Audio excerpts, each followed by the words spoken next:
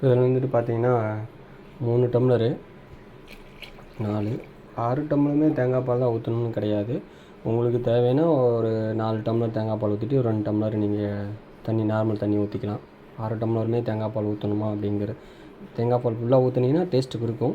இது கொஞ்சம் டேஸ்ட் கம்மியாக இருக்கும், அவ்வளோதான். வேறு ஒன்றும் வித்தியாசம் இல்லை, ரொம்பலாம் டிஃப்ரெண்ட் இருக்காது. 6 டம்ளர் ஊற்றியாச்சு. இப்போ வந்து கொஞ்சம் கொதிக்கிட்டோம். நம்ம கலந்து விட்டு உப்பு பார்த்துட்டு அப்படி நம்ம ஊற வச்சுருக்க அரிசி எடுத்து அதில் மிக்ஸ் பண்ணி கிளறி விட்டு மறுபடியும் கொஞ்சம் உப்பு பார்த்துட்டு மூடி வச்சு ஒரு 3 விசில். ஏன்னா அரிசி வந்து நான் ஊற போட்டு 1 மணி நேரம் ஆச்சு. அதனால் அரிசி நல்லா ஊறிச்சுன்னா ஒரு 3 விசில் 2 விசில் வர்றப்போ சிம்மில் வச்சுருங்க. 3வது விசிலுக்கு வந்து ஆஃப் பண்ணிடுங்க. ஆஃப் பண்ணிட்டீங்க அப்படின்னாக்கா கொஞ்சம் நேரம் அப்படியே அந்த தம்முலேயே இருந்துச்சுன்னா நல்லா சூப்பராக உதிரியாக வந்துடும். நம்மளோட தேங்காய் பால் சாதம் ரெடி.